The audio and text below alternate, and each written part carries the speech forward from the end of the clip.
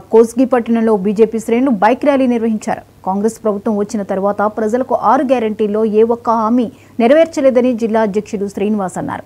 రైతులకు సంపూర్ణ రుణమాఫీ జరగలేదన్నారు. కాంగ్రెస్ ఏడాది పాలనలో అన్ని వర్గాల ప్రజలను మోసం చేసిందని విమర్శించారు.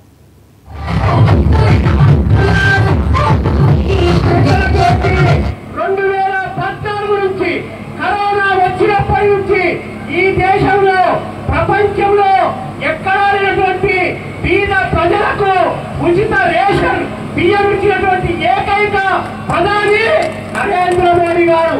హామీలు ఇస్తే తుంగలు నొక్కుతావు, మళ్ళా మా ప్రధాని మంత్రి మీద అవాక్కులు చెవాక్కులు మాట్లాడతావు.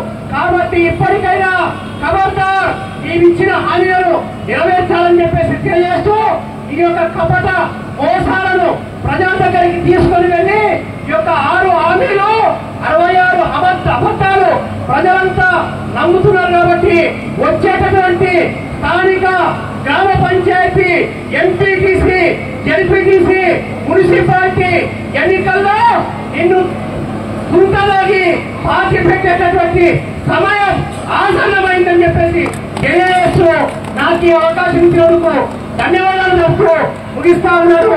జై హింద్, జై భారత్, భారత్ మాతా కీ. నరేంద్ర మోడీ